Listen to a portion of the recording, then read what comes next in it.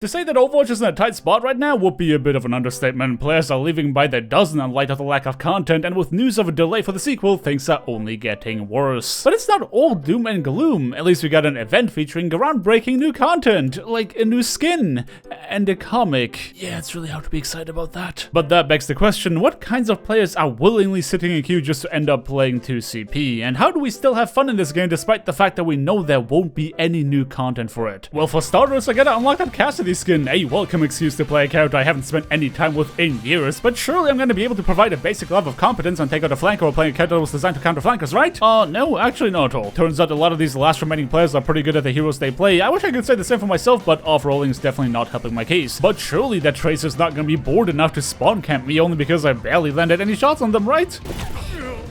Alright, it's on. Honestly, there's no excuse for DPS players ever getting spawn camped since they literally have a character that can go invisible. Thankfully, my team didn't even realize that I was doing less than air, meaning I could devote myself to trying to get revenge. It wasn't an entirely fair encounter the third time around, so as much as I was going in for a celebratory teabag, I knew that I wouldn't be satisfied until I did to them what they did to me. So I waited patiently to catch that Tracer off guard as they blinked out of spawn. The hack was successful, but a dance around the van made sure I could not reel in my prey. At last, this was a matter of aim versus aim, a direct encounter which I was destined to lose. I survived this time, but the score was yet to be settled. It was only towards the end of the game when that Tracer made a last-ditch effort to trigger overtime on the objective that I could challenge them to a 1v1, but naturally I never intended to meet them on even ground. Every advantage was on my side as the hack was successful yet again, and after the embarrassment of having been spawn camped, I finally got my revenge. If you were looking for a toxic post-game chatter, then I'm unfortunately going to have to disappoint, because that rivalry was not born out of malice, but sheer boredom. Alright, I was getting warmed up for the day and started to get a feel for the kinds of players that still play Overwatch, but that game on Hanamura was admittedly a bit of a one-sided affair. Well, back into the queue I go. Obviously I'm gonna be spending some amount of time here. Watching a video or two might not be a bad idea, but man, I've already watched everything I'm interested in. If only there was a service that allowed me to gain access to content other regions have. A service like our sponsor for today, Surfshark VPN. But Cliff, why would I need a simple to use virtual private network that masks my IP and hides my identity? Well, my friends, that's because the holidays are content days. Once it gets cold outside and you're at home all day watching Netflix while queuing for DPS and Overwatch, you want to make sure that your evening of chill does not find a premature end. While you might have binged your way through your country's catalog of movies and shows, there's an ocean's worth of content out there waiting for you in other regions. And because I know that your wallets are already hurting from the impending doom that is holiday shopping, I'm more than happy to extend the following offer to you. From now until the end of the year, you can save 83% on your Surfshark subscription and get 4 months for free simply by using my link in the description below and using my promo code CliffTerios. No buyer's remorse here. The Black Friday Cyber Monday holiday sale is already available, so you know that you will get the best deal. And the cherry on top, you can install Surfshark on an unlimited amount of devices with a single subscription. So what are you waiting for? Check out the link in the description below and start making more of your streaming services today. Thanks a bunch to Surfshark VPN for sponsoring this video, and now onto our standard programming.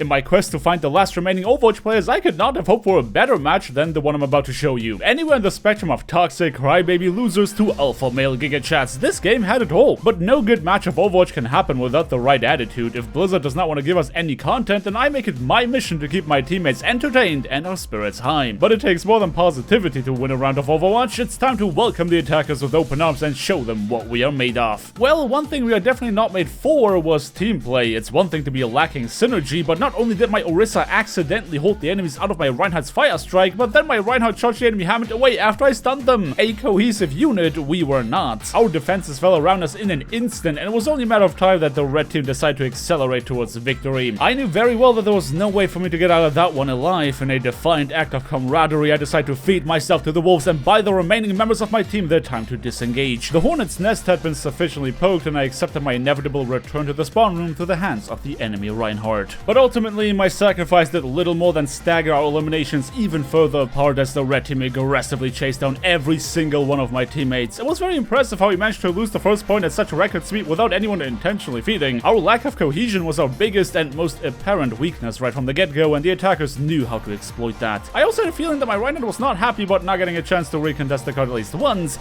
You know, just a hunch. But the attackers were absolutely relentless. Momentum is the cornerstone of the payload game mode, and as such, the enemy hammer and made it their priority to maintain it by any means necessary. Survival was the name of the game. There was no way for us to win this match if we couldn't succeed in stabilizing our position. Unfortunately, where that position was meant to be was not entirely agreed upon. Our Orisa as well as our Genji were deep in enemy territory, and with the rest of us having been cut off, we didn't have a chance to help them. Losing 2 members immediately on the second point of the map meant that our situation was getting worse by the minute. But where there is a will, there is a way. For how much my aim was reeking of support player, my Ana was showing off pinpoint hit scan accuracy to take out the enemy Pharah in the blink of an eye. While it is annoying that they got resurrected immediately, it was also the boost in morale our team direly needed. We had a fury in our hearts that was ready to take form, and I was not gonna let the lack of aiming ability stop me from rolling up on the enemies. The enemy Ana saw me approaching their backline and their fear of the flash was written all over the gameplay. What they didn't know was that I was just as afraid of their sleep dart, but that's fine. If I could scare them into neglecting their healing duties, it could give my front line a fighting chance. With their Ana occupied and their Mercy tethered to the Sky Rat, our Reinhardt had absolutely no problem winning the main tank brawl. And our Genji came to the rescue to make sure I don't embarrass myself any further, even if that meant they wasted the Dragon Blade on a single elimination. I felt good about us finally planting a flag on the ground to show that we are no pushover. A good attitude and an unwillingness to give up seemed to make a difference at last. Though I can't say the same for the enemy team because they immediately started to chastise us for our wasteful use of ultimate abilities. Okay then, I mean, personally, I would point out the fact that our team figured it was a good idea to charge towards the enemy spawn following a single victorious engagement, but sure, using our ultimates was what really screwed us over there. Those of us with the foresight not to want to be turned into minced meat figured it made sense to back off, which came with the unfortunate side effect of granting the attackers easy access to the payload. Orisa, Ana, and I were the only ones holding the line at that point, and we were painfully aware of the fact that we've been operating on borrowed time. The enemy Reinhardt Thib was trying to make a decisive push towards us and succeeded in connecting a shatter with our backline, but failing to catch me in it as well meant that they had no choice but to respect the cast, eventually leading to our Bongo shredding them back to spawn without any elims to take home. And of course they were being a crybaby loser about it. Now to their credit, their Pharah dealing more damage to the floor than to my team when that shatter happened wasn't helping, but them not realizing that our Genji was wreaking havoc in their backline was definitely on the tanks. Truly, nobody knowing how to do their jobs properly is a mainstay of the de facto Overwatch experience in 2021, and that includes me playing Cassidy. Though for all that incompetence, I started the next fight off strong, maneuvering around the payload and immediately taking out the enemy Pharah. My Genji then followed up on Shimada diffing their Hanzo before the two of us set our sights on the attacker's support line. Genji and I had been doing reasonably well covering each other's weaknesses, so of course I was right there with them to make sure we can bag up this fight. But the red team also had their sights set on our supports. Honestly, my Ana was deadlifting this team for most of the match, so it makes sense that the Hammond was investing so much effort into taking them out. My decision to stick with our Genji rather than peeling for a backline had led to our carry getting eliminated, so I knew it was I who had to make this right. My Deadeye had locked onto a squishy, but I knew their fate was sealed anyway. I held it, patiently waiting to bring justice to the enemy Hammond, and my patience would be rewarded, leading not only to an elimination, but also a royalty bag.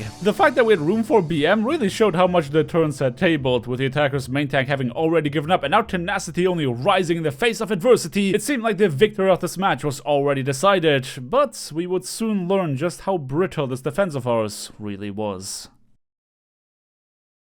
At that point in the match, none of us thought the red team had it in them to stage anything close to a cohesive attack. We just kinda did our thing, getting into position to crush their next offensive maneuver just to learn that it already started. Their Pharah dive-bombed our Genji, who could only be kept alive with a nano boost, one which they tried to turn into a nano blade. The concussive blast countered the dash and our resident Weep was no longer able to connect any hits. We had overcommitted not only our resources but also in our positioning as we paid the price for our miscalculation. The assault was in full effect and I struggled to find out what to do. I couldn't stop the enemy Hanzo from devouring our Reinhardt with a Dragon Strike once again, but I could definitely try to trade some kills. I was giving it all I got, but between my teammates falling and theirs getting rezzed, it was only a matter of time until I got swarmed. The cart was on the move once again, and the red team had secured vital high ground positions. The odds were definitely stacked against us now, but our decision to feed ourselves into the zombie horde one by one was not making this any easier. At the end, all we achieved was postponing the inevitable. We succeeded in squeezing some ultimates out of our opposition, but there was no stopping their capture of the second point. The transition from second to third point felt seamless, like one big fight that had simply never ended. It was obvious that the red team felt reinvigorated thanks to that victory, and now we had to find out how to bleed 3 whole minutes off the clock to still win this game. The enemy Hammond was keeping us on our toes and made sure we had no time to think. Whatever countermeasure we could come up with would have to be one based on gut instinct rather than strategic mastery. At least that's what I thought. For how much the enemy Pharah had spearheaded the capture of the second point, they seemed very aimless in an environment with a ceiling as low as here, and that to the point where they hurt themselves in confusion, giving us us an opening to strike. I was playing defensively for far too long. I am no stranger to the legendary low mobility flank, and I certainly was not gonna let my change of hero stop me from fulfilling that purpose. Though hitting the fast forward button reveals that my flanking agenda turned into a frontline agenda with, dare I say, very little impact on the course of this fight. The only benefit to my bad positioning was not getting caught by a gravitic flux, but a respawning Pharah was about to show me the true terror that is bad aim under pressure. Try as I might, I just dug down deeper on my mistakes and paid the price for it. But you know what's worse than making mistakes? Your Mercy forcefully making you experience them again! As much as I appreciated getting rest, the enemy Hanzo's welcome gift in form of a hungry dragon made that a very short-lived benefit. The only saving grace was that the attackers had wasted a bunch of ultimates on what was already a lost engagement, so at least me biting the dust was not gonna put my comrades at a huge disadvantage. Though rather than regrouping to attack at full strength, the red team decided to double down on their investment and spend even more ultimates in hopes of building up some momentum. Our Roadhog alone was enough to stop the payload in its tracks while their team remained paranoid about somebody hitting up the flank. It was a reasonable assumption to make, but while Fib was playing checkers, I was playing 5D underwater chess, flanking my own flank to catch that flanking Pharah off guard and skillfully dispose of them. But I was far from done. Riding the wave caused by my respawning D.Va, I rolled up on the flank to rain bullets down on the fleeing attackers. Their Hammond made a desperate attempt to escape my clutches, but I was more than ready to invest every cooldown and ultimate to ensure their destruction, though they found an untimely end that prompted me to hold it for another one of their teammates. Now I wish I could tell you that the red team retaliated one last time for an epic overtime fight, but unfortunately their spirits were thoroughly broken by that point in the game. I mean, this was a really fun match of Overwatch, and it would have been even better if their tank Fib didn't constantly write a GG into the chat every time they lost a fight. You'd assume asking somebody to stop being a baby is a reasonable request, but their Mercy immediately retaliated to back up their Sigma, saying that I got carried by my Genji, whose 2 elimination POTG was currently playing at the time of them saying that. And as such, I had no right to use my keyboard for communicative purposes. Well, that wasn't the first time I saw a Mercy player not understand why they lost the game, and it probably won't be the last. Ultimately, I believe that it is important for us, the last remaining Overwatch players, to be nice to each other because,